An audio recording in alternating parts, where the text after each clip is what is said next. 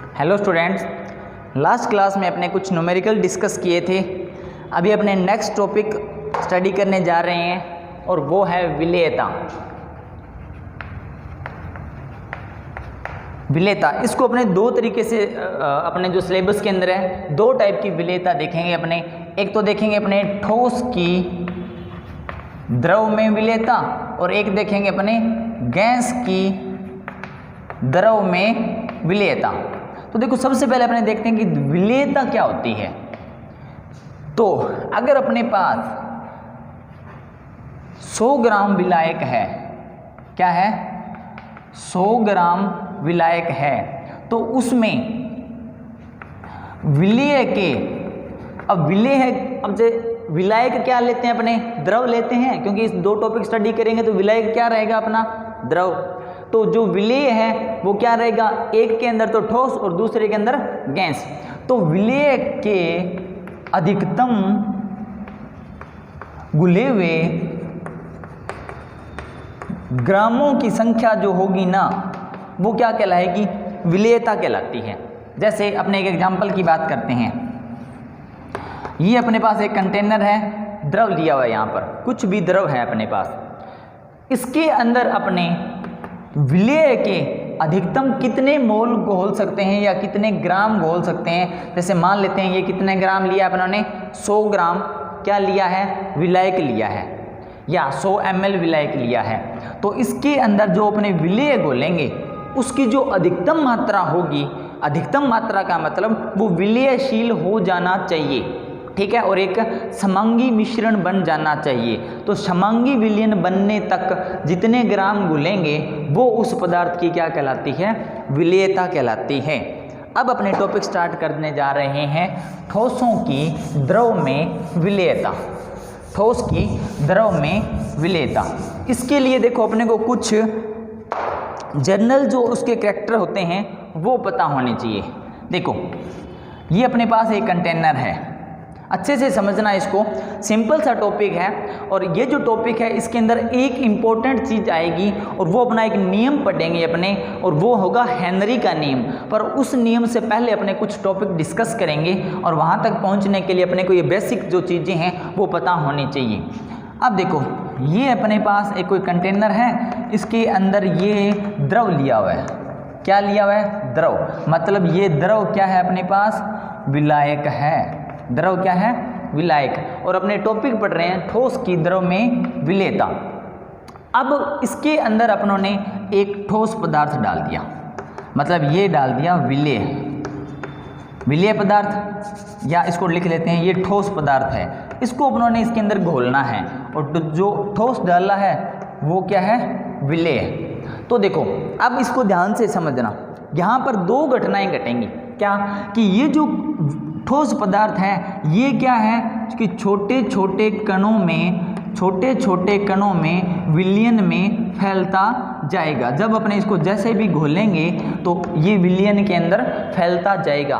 तो यहाँ से इस ठोस से ये जो विलयन के अंदर इसके कण जा रहे हैं, इस प्रक्रिया का एक नाम होता है और इस प्रक्रिया को बोलते हैं विलीनीकरण। क्या बोलते हैं, विलीनीकरण। अब देखो ये जो द्रव था इसके अंदर ठोस की सांद्रता बढ़ने लगी। कब, जब ये घुल रहा है, जब ये घुलेगा तो इसकी सांद्रता क्या हो जाएगी, ठोस की सांद्रता किसके अंदर, द्रव के अंदर बढ़ने लग जाएगी। अब यहाँ पर क्या होगा कि एक प्रक्रिया और चलेगी इसके साथ साथ में। वो प्रक्रिया क्या होगी, देखो मान लेते हैं ये कण है और ये किस किस के कण हैं, ठोस के कण हैं। अब ये जो कण हैं, कई बार क्या होता है कि जो विलेय पदार्थ की मात्रा अगर ज़्यादा हो जाती है तो ये ठोस के कण हैं आपस के अंदर मिलेंगे। मैं तीर का निशान बना रहा हूँ, उसको ध्यान रखना। आपस के अंदर मिलेंगे और मिलकर एक बड़े अणु का निर्माण कर लेंगे और वो जो अणु है वो पात्र के पैंदे में एकत्रित हो जाएगा। और ये जो प्रक्रिया है इसको बोलते हैं क्रिस्टलीकरण। क्या बोलते हैं, क्रिस्टलीकरण। तो यहाँ पे अपनों ने दो प्रक्रिया देखी, एक तो विलीनीकरण और दूसरा देखा अपनों ने क्रिस्टलीकरण। विलीनीकरण का मतलब क्या होता है कि जो ठोस पदार्थ है उसके छोटे छोटे छोटे छोटे कण किसके अंदर फैलते जाएंगे, द्रव के अंदर, मतलब विलायक के अंदर। तो ये कण इधर आएंगे तो ठोस की जो कंसंट्रेशन है, उसकी सांद्रता है, वो इस द्रव में बढ़ती जाएगी। अब क्या होगा कि कुछ कण क्या होंगे, पास पास आएंगे और एक बड़े कण का निर्माण कर लेंगे। जब कण बड़ा हो जाएगा वो पात्र के कहाँ चला जाएगा, पैंदे में, और इस क्रिया को बोला गया है क्रिस्टलीकरण। और एक कंडीशन ऐसी आएगी जब विलीनीकरण की प्रक्रिया और क्रिस्टलीकरण की जो प्रक्रिया है ना, उसका मान आपस के अंदर बराबर हो जाएगा और इस प्रक्रिया को बोलते हैं साम्य अवस्था। क्या बोलते हैं, साम्य अवस्था बोलते हैं। तो देखो, जब तक विलीनीकरण की प्रक्रिया चलती है तब तक उस पदार्थ की विलेयता बढ़ती जाती है। जो भी विलेय पदार्थ है उसकी विलेयता क्या होती है, बढ़ती जाती है। किसकी प्रक्रिया के अंदर, विलीनीकरण की प्रक्रिया के अंदर। तो यहाँ पर एक वर्ड आ गया साम्य अवस्था। अब इसी से रिलेटेड अपने कुछ और टर्म्स की बात करते हैं और वो टर्म्स रहती है अपने यहाँ पर, जैसे यहीं लिख लेते हैं चलो, कि विलेय की अवस्था के आधार पर या विलेय की कणों, यहाँ लिखते हैं विलेय पदार्थ के विलेय के कणों के आधार पर विलयन को 3 भागों में बांटा गया है। पर विलयन को कितने भागों में बांटा गया है, 3 भागों में। और वो कौन कौन से भाग हैं, इसके लिए हम अपने अलग से जगह चाहिए मेरे को, और वो अपने यहाँ लिख लेते हैं। सबसे पहला जो पार्ट होता है वो होता है असंतृप्त विलयन, दूसरा पार्ट होता है संतृप्त विलयन, और तीसरा पार्ट होता है अति संतृप्त विलयन। कौन सा, संतृप्त, असंतृप्त और अति संतृप्त विलयन। अब देखो इसके अंदर क्या क्या है, यहाँ पे अपने उसकी पहली वाली बात कंप्लीट कर लेते हैं। द्रव था और वो क्या था, विलायक था। और ये जो प्रक्रिया है इसका नाम लिख लेते हैं, और ये कौन सी प्रक्रिया थी, क्रिस्टलीकरण।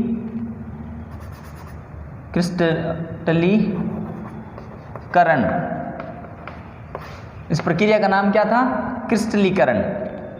तो देखो अब क्या होगा कि ये जो अपने अभी बात की कि संतृप्त, असंतृप्त और अति संतृप्त विलयन क्या होते हैं।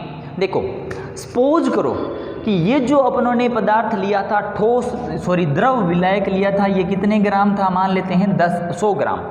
कितने ग्राम था, 100 ग्राम। और ये जो ठोस लिया है वो कितने ग्राम है अपने पास, 10 ग्राम। मतलब ये है कि ये जो 100 ग्राम विलायक है इसके अंदर सिर्फ और सिर्फ 10 ग्राम जो विलेय है वही घुल सकता है। उससे ज़्यादा घुलेगा तो क्रिस्टलीकरण की प्रक्रिया हो जाएगी और वो कहाँ आ जाएगा, पात्र के पैंदे में। तो देखो असंतृप्त विलयन कौन सा होता है, सपोज करते हैं असंतृप्त का मतलब ये है कि यहाँ पर अगर आप ये मानो कि 8 ग्राम ठोस ही घुला हुआ हो और टोटल कितना घुल सकता है, 10 ग्राम। बट यहाँ पर कितना मान लेते हैं, अगर 8 ग्राम 8 ग्राम विलेय ही घुला हुआ हो तो इसके अंदर अपने विलेय की और मात्रा घोल सकते हैं, और वो कितनी घोल सकते हैं, 2 ग्राम और घोल सकते हैं। तो इस प्रकार का जो विलयन होता है उसको बोलते हैं असंतृप्त। असंतृप्त का मतलब ये होता है कि उसके अंदर विलेय को और घोला जा सकता है। सिंपल में बात में लिख सकते हैं विलेय की और मात्रा घोली जा सकती है, घोली जा सकती है।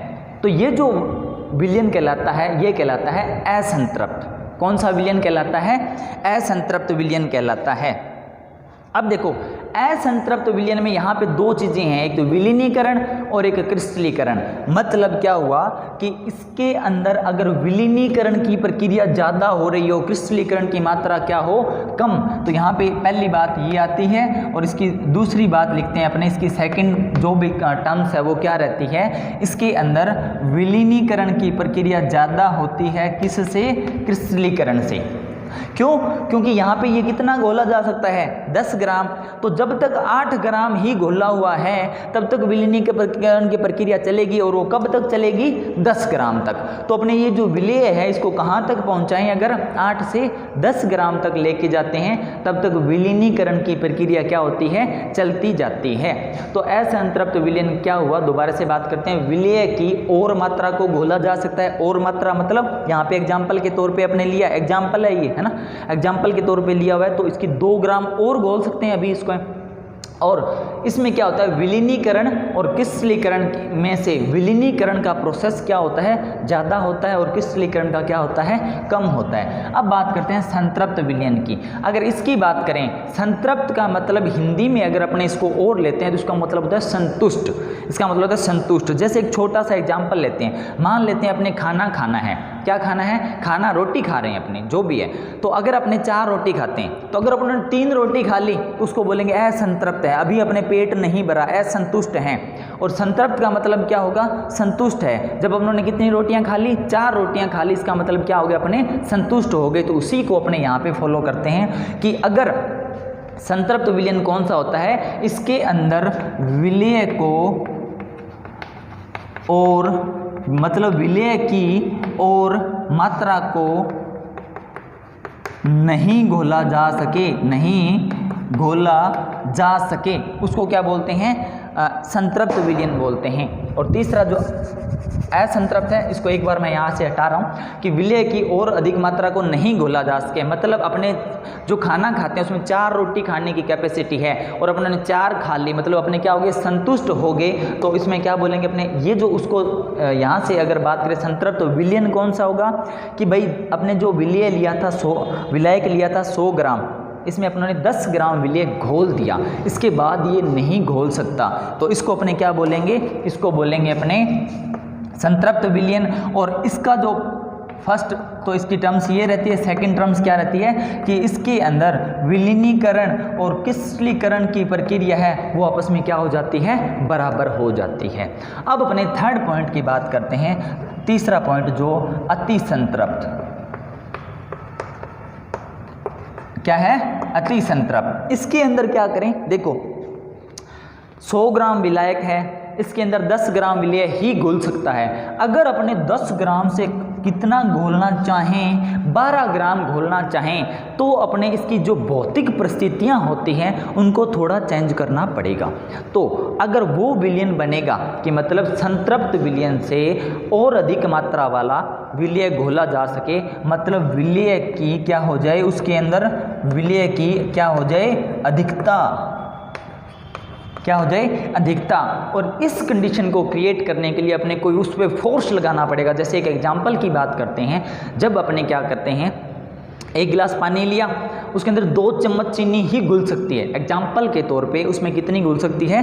2 चम्मच चीनी घुल सकती है। अगर अपने ने 1 चम्मच चीनी और घोलनी है, तब अपने क्या करेंगे? वो जो 1 गिलास पानी लिया हुआ है उसमें 1 चम्मच चीनी डाल दिया, और उसको अगर अपने क्या कर लें? थोड़ा सा गर्म कर लें।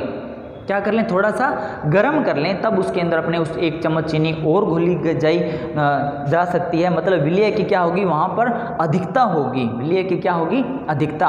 पर इस अधिकता को बनाने के लिए अपने को कुछ अलग से फोर्स लगाना पड़ा, मतलब अपने को उसको अलग से ताप देना पड़ा। अब यहाँ पर क्या कंडीशन घटती है? इसके अंदर विलीनीकरण की प्रक्रिया रहती है कम, और क्रिस्टलीकरण की प्रक्रिया क्या होती है? बढ़ जाती है। और जब अपने उसको शेक कर मिला रहे हैं, घोल रहे हैं, तो उसके बाद में जब अपने नोटिस करेंगे किसके? अति संतृप्त विलयन को, तो उसके अंदर क्या होता है कि पात्र के पैंदे के अंदर थोड़े से कुछ पदार्थ बच जाता है, और उसको बोलते हैं अवक्षेप।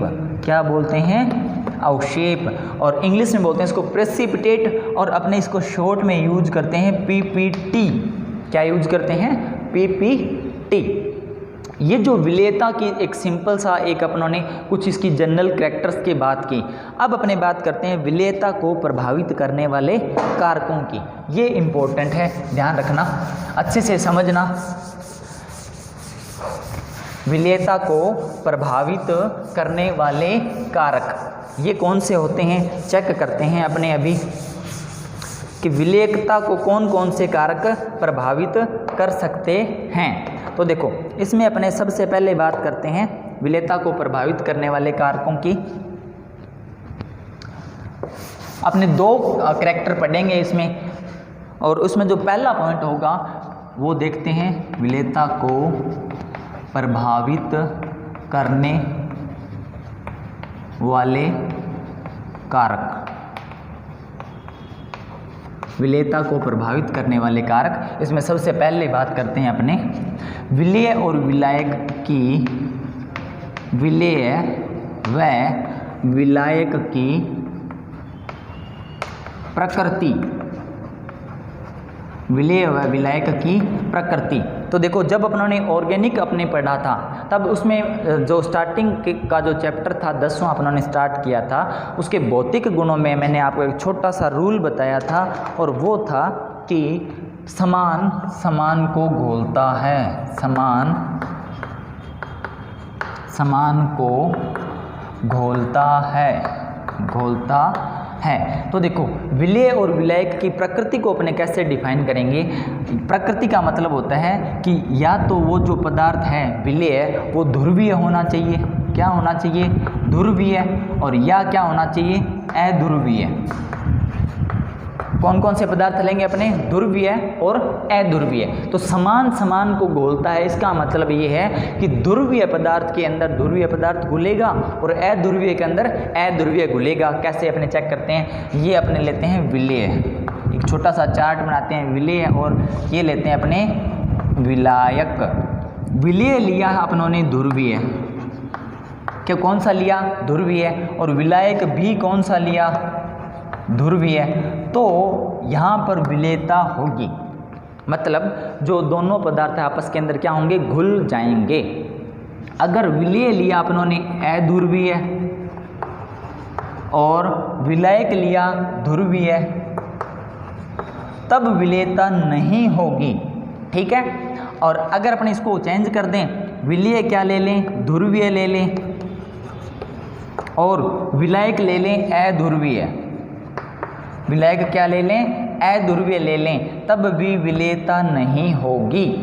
और अगर अपने विलेय अध्रुवीय ले लें और विलायक भी कौन सा ले लें, अध्रुवीय, तब विलेयता पॉसिबल है, ठीक है। तो देखो अगर समान समान पदार्थ लिया, ये रूल है विलेयता को परिभाषित करने का एक रूल है कि समान पदार्थ समान को घोलेगा, मतलब ध्रुवीय ध्रुवीय पदार्थ होंगे तो घुल जाएंगे, अध्रुवीय और ध्रुवीय होंगे तो नहीं घुलेंगे, ध्रुवीय और अध्रुवीय होंगे तब भी नहीं घुलेंगे, और अध्रुवीय और अध्रुवीय होंगे तब भी घुल जाएंगे।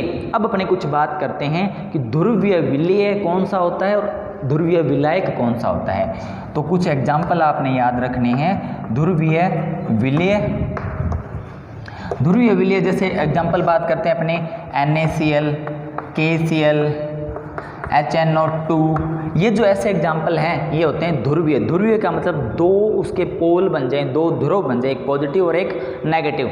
और ध्रुवीय विलायक कौन सा होता है, याद रखना है आपने, ध्रुवीय विलायक होता है H2O, क्या होता है, H2O। और अध्रुवीय विलेय कौन सा होता है,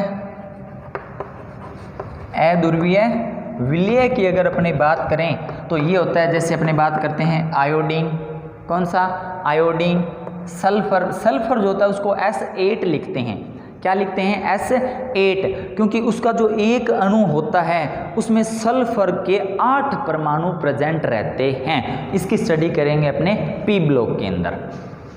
तो अध्रुवीय विलेय कौन सा हो गया, आयोडीन और सल्फर। अब देखते हैं अपने अध्रुवीय विलायक कौन कौन से होते हैं। अध्रुवीय विलायक की अगर अपने बात करते हैं तो इसमें अपने पास कई सारे नाम आएंगे, और वो नाम क्या क्या हैं, बेंजीन, ईथर,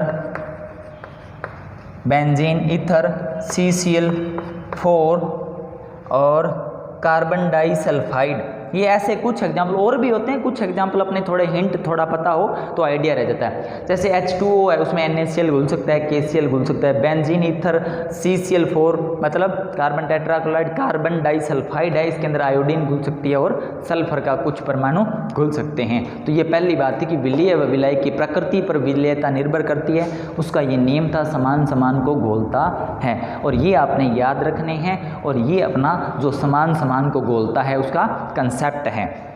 अब अपने बात करते हैं इसका जो नेक्स्ट एग्जाम्पल है, और वो अपने लेते हैं विलेयता को प्रभावित करने वाला जो दूसरा कारक है उस पर बात करते हैं अपने, और वो दूसरा कारक रहेगा ताप। कौन सा कारक रहेगा? ताप की बात करते हैं। इसके अंदर भी कुछ अपने इंपॉर्टेंट पॉइंट्स पढ़ेंगे, और वो कौन से होंगे देखो अभी अपने बात करने जा रहे हैं नेक्स्ट सेकंड पोर्शन की, सेकंड पार्ट की। प्रभावित करने वाला जो दूसरा कारक है वो रहता है ताप। दूसरा पॉइंट लेते हैं अपने ताप। तो देखो इसके लिए अपने दो कंडीशंस क्रिएट करेंगे, दो कंडीशंस क्रिएट करेंगे। तो कौन कौन सी कंडीशन होगी? पहली कंडीशन बनाते हैं यहाँ पर कि अगर टेम्परेचर को इंक्रीज करते हैं, टेम्परेचर को क्या करते हैं? इंक्रीज करते हैं, तो जो विलेयता होती है ना, विलेयता वो भी इंक्रीज होती है। मतलब कुछ ऐसे पदार्थ होंगे, कुछ ऐसे कंसेप्ट होंगे जिसके अंदर अगर अपने ताप बढ़ाते हैं तो विलेयता बढ़ जाती है। और कुछ ऐसे सेकंड पोर्शन क्या रहेगा इसका कि अगर अपने टेम्परेचर ताप को इंक्रीज करते हैं ना तो विलेयता घट जाती है। विलेयता क्या हो जाती है? घट जाती है, डिक्रीज हो जाती है। तीर का निशान कम का, ये ऊपर जा रहा है मतलब ज़्यादा हो रहा है।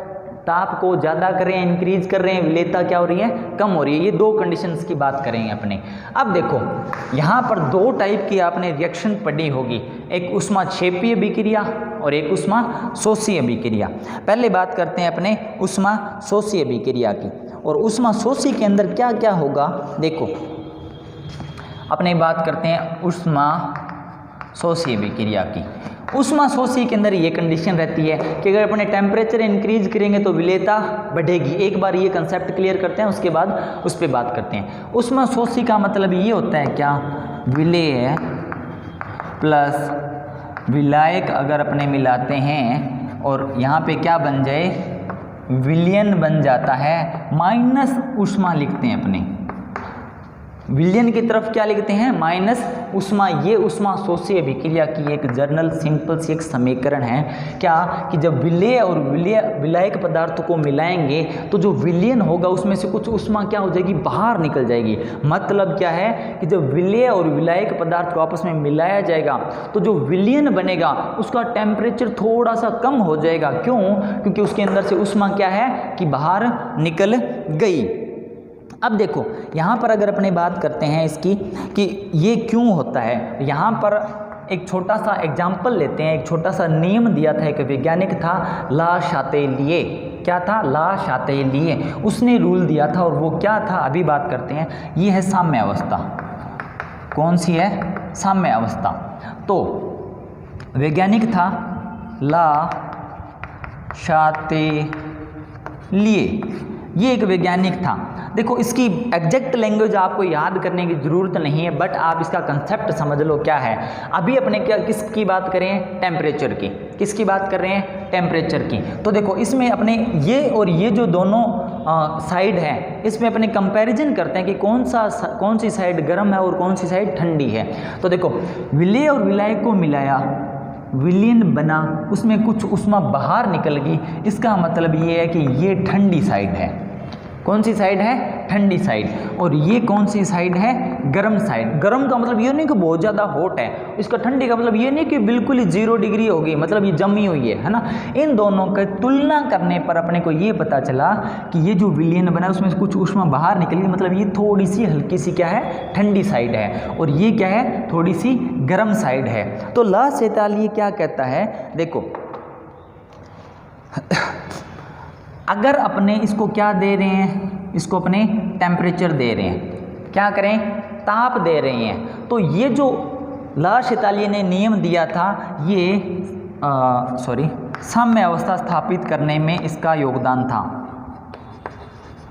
किसको स्थापित करने में, साम्य अवस्था के लिए, इक्विलिब्रियम के लिए ये एक नियम दिया था। इसने क्या कहा था, इसने ये कहा था, छोटी सी बात कर लेते हैं अपने, कि अगर भौतिक कारकों को परिवर्तित किया जाए, किसको परिवर्तित किया जाए, भौतिक कारकों को। भौतिक कारक कौन कौन से होते हैं, जैसे ताप, दाब, आयतन, क्षेत्रफल, ये ऐसे जो पदार्थ होते हैं, इन ऐसी अवस्थाएं होती हैं, उनको क्या बोलते हैं, भौतिक कारकों को क्या किया जाए, भौतिक कारकों का परिवर्तन किया जाए। तो इसने जो साम्य अवस्था थी उसकी दिशा के लिए एक रूल दिया था और उसे ला सेतालिये का नियम कहा गया था। और वो रूल क्या था कि साम्य अवस्था पर भौतिक कारकों का परिवर्तन किया जाए तो जिस कारक को अपने परिवर्तित कर रहे हैं वो कारक साम्य अवस्था स्थापित करने में योगदान देगा, या वो जिस कारक का परिवर्तन हो रहा है वो साम्य अवस्था स्थापित करने में उसका उपयोग होगा। उपयोग कैसे होगा, देखो, जब अपने दो पदार्थ हैं, एक ही जगह दो पदार्थ रखे हुए हैं, तो जब अपने क्या करेंगे कि उसको ताप देते हैं, क्या देते हैं, ताप देते हैं। तो ताप देंगे तो जो पहले जो है ना वो कौन सी सतह या कौन सी साइड गर्म होगी, ताप देंगे तो दोनों साइडें क्या होंगी, गर्म होंगी। तो ये क्या कहता है कि ये कहता है कि जब ताप देंगे ना, जो टेम्परेचर अपने बढ़ाएंगे, जैसे ये अपने लिखा कि टेम्परेचर बढ़ाने से विलेयता बढ़ती है, तो ला सेतालिये कहता है कि ताप जैसे जैसे बढ़ाते जाएंगे वैसे वैसे जो है ना वो ताप किसको मिलेगा, इस साइड को मिलेगा, इस साइड को मिलेगा। मतलब ये जो साम्य है वो उसकी दिशा कौन सी होगी, इधर से लेके इधर तक जा रहा है, इधर से इधर जा रहा है। मतलब विलेय और विलायक को घोला जाए और उसको क्या किया जाए, गर्म किया जाए तो विलयन बनता है। इसका मतलब ये हुआ कि जैसे जैसे टेम्परेचर इंक्रीज करेंगे, बढ़ाएंगे, विलेयता भी क्या होगी, बढ़ती जाएगी। और ये कौन सी विक्रियाओं के लिए है, ऊष्माशोषीय विक्रियाओं के लिए। और इसका मैं आपको एक छोटा सा एग्जाम्पल और बता देता हूँ, और वो एग्जाम्पल क्या है, वो एग्जाम्पल है कि अगर अपने, छोटी सी सिंपल सी बात है, अपने चाय बना रहे हैं, एक पात्र लिया और उसमें क्या बना रहे हैं, अपने चाय, इसके अंदर यहाँ पर चीनी डाली हुई है, क्या डाली हुई है, चीनी डाली हुई है, थोड़ा सा पानी डाला हुआ है, ठीक है। तो जब अपने क्या करते हैं, सिंपल सी बात है, जब अपने इसको क्या करते हैं, गरम करते हैं, तो गरम करते हैं तो आप इसको शेक मत करो भले।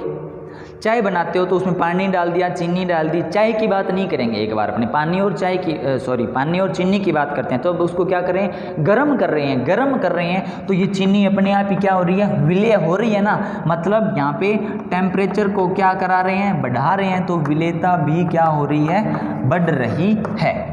एक तो कंसेप्ट है ये। फिर दूसरी टेम्परेचर की बात करते हैं अपने यहाँ पर कि कुछ ऐसे पदार्थ होते हैं जिनमें अगर अपने टेम्परेचर बढ़ाते हैं तो विलेयता क्या होती है, घट जाती है, घट जाती है। मतलब ये बात करते हैं अपने ऊष्माक्षेपीय विक्रियाओं के लिए। ऊष्माक्षेपीय विक्रियाएं कौन सी होती है, जिसमें ऊर्जा का उत्सर्जन होता हो, और इसमें क्या होता है, ऊर्जा का अवशोषण। इसमें अपने लिख लेते हैं ऊर्जा का उत्सर्जन, क्या हो, ऊर्जा का उत्सर्जन होता हो, तो उस विक्रियाओं को क्या बोलते हैं, ऊष्माक्षेपीय विक्रियाएं। देखो क्या होता है, अपने लिखते हैं कि अगर विलेय प्लस विलायक को मिलाएं, विलेय और विलायक को मिलाएं तो क्या होगा, विलयन बनेगा। विलयन बनेगा तो अवशोषण के लिए यहाँ पे अपने ने माइनस ऊष्मा लिखा था, और ऊष्माक्षेपी ऊर्जा का उत्सर्जन के लिए अपने क्या लिख देते हैं, प्लस की ऊष्मा लिख देते हैं। तो ये विक्रिया कौन सी, ऊष्माक्षेपीय विक्रिया। अब अपने वापस वही बात करते हैं, ला सेतालिये के नियम के अकॉर्डिंग इसको समझते हैं। इन दोनों को कंपैरिजन किया जाए तो कौन सी अवस्था ठंडी है और कौन सी क्या है, गर्म है। ये अवस्था तो रहती है ठंडी, क्योंकि इसके अंदर तो विलयन प्लस में ऊष्मा है, मतलब विलयन भी है, विलयन जो बन रहा है, और उसकी ऊष्मा क्या है, प्लस, मतलब वो थोड़ा सा ज़्यादा गर्म है। तो ये साइड कौन सी होगी, गर्म होगी।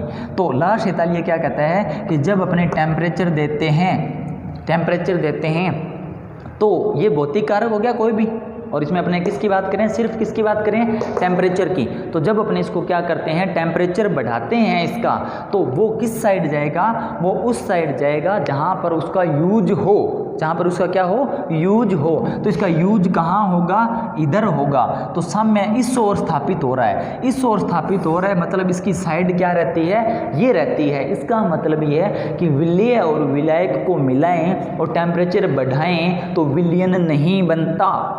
इसका मतलब क्या हुआ कि टेम्परेचर को जैसे जैसे बढ़ाएंगे विलेयता क्या होती जाएगी, कम होती जाएगी। कुछ ऐसे पदार्थ भी होते हैं। ये बात हुई अपनी ऊष्माक्षेपी और ऊष्माशोषीय विक्रियाओं के लिए। इसमें आपको एक क्या है कि इन दोनों टॉपिक्स में एक अपवाद है। क्या है, एक अपवाद है। एक पदार्थ लेते हैं अपने, वो होता है Na2SO4.10H2O। ये जो अपवाद है ये बहुत वेरी इंपॉर्टेंट है, ध्यान रखना। अपवाद है वो क्या है, बहुत इंपॉर्टेंट है। Na2SO4.10H2O इस विलयन का एक स्पेशल नेम होता है और उसे बोलते हैं ग्लूबर लवण। इसका एक नेम है और इसे क्या बोलते हैं, ग्लूबर साल्ट या लवण बोलते हैं। ये याद रखना है आपने, बहुत इंपॉर्टेंट है, बोर्ड के अंदर आपको मिल सकता है, बोर्ड क्वेश्चन के अंदर। तो ये जो Na2SO4.10H2O होता है, इसकी क्या खास बात रहती है कि जब अपने इसको गर्म करते हैं तो एक बार तो विलेयता बढ़ती है, बाद में विलेयता घटती है। कैसे कि अपने इसका टेम्परेचर अगर अपने 32.4 डिग्री सेल्सियस तक लेके जाएं, कहाँ तक, 32.4 डिग्री सेल्सियस तक लेकर जाते हैं, तो जो विलेयता होती है ना वो क्या होती है, बढ़ती है। विलेयता क्या होती है, बढ़ती है। बट अगर अपने इसका टेम्परेचर 32.4 डिग्री सेल्सियस से ज़्यादा कर दें, कहाँ से, 32.4 डिग्री सेल्सियस से क्या कर दें, ज़्यादा टेम्परेचर अगर अपने बढ़ा देते हैं तो जो विलेयता होती है ना वो कम हो जाती है। ये एक आपने अपवाद है, इसको याद रखना है। और इसका रीजन भी बता देता हूँ। रीजन क्या है इसका, देखो यहाँ पर क्या है, Na2SO4.10H2O। तो ये एक अपने कोई पदार्थ मान लेते हैं, ये एक Na2SO4.10H2O का कोई भी एक छोटा सा टुकड़ा है। अपने क्या करेंगे, इसको इसके अंदर पानी के अंदर डाला, ठीक है, और अपने क्या कर रहे हैं, इसको टेम्परेचर दे रहे हैं, मतलब इसको गर्म कर रहे हैं। क्या कर रहे हैं, इसको गर्म कर रहे हैं, टेम्परेचर दे रहे हैं। तो कहाँ तक टेम्परेचर हो जाए, 32.4 डिग्री सेल्सियस तक होगा, तब तक तो ये विलेय होता जाएगा। और उसके बाद विलेयता कम हो जाती है। कम क्यों हो जाती है, क्योंकि जैसे जैसे अपने किसी पदार्थ को गर्म करते हैं ना, क्या करते हैं, जैसे जैसे किसी पदार्थ को अपने गर्म कर रहे हैं तो ये जो H2O है ना, ये क्या होता है, इसके अंदर से बाहर निकल जाता है, मतलब इसका निर्जलीकरण हो जाता है। क्या हो जाता है, इसका निर्जलीकरण हो जाता है। तब ये सिर्फ क्या बचा, H2O तो बाहर निकल गया और ये बचा Na2SO4। तब ये घुलना क्या हो जाएगा, बंद हो जाएगा। जब तक इसमें पानी के कण मौजूद हैं, मतलब Na2SO4 के अंदर 10 मोल पानी है, या 10 कण मान लो, कुछ ही मान लो, 10 मोल क्या है, पानी है। तो जब इससे ज़्यादा गर्म करेंगे 32.4 डिग्री सेल्सियस से, तो इसका क्या हो जाता है, निर्जलीकरण हो जाता है। और जब निर्जलीकरण हो जाता है तो सिर्फ Na2SO4 ही बचता है और इसकी विलेयता धीरे धीरे क्या हो जाती है, कम हो जाती है। आज अपने क्लास यहीं पे कंप्लीट करते हैं और इसके बाद अपने एक पॉइंट पढ़ लिया विलेयता, और विलेयता के अंदर एक पॉइंट अपन स्टडी कर लिया ठोसों की द्रव में विलेयता। सेकंड पॉइंट अपने नेक्स्ट क्लास के अंदर डिस्कस करेंगे गैस की द्रव में विलेयता। Thank you.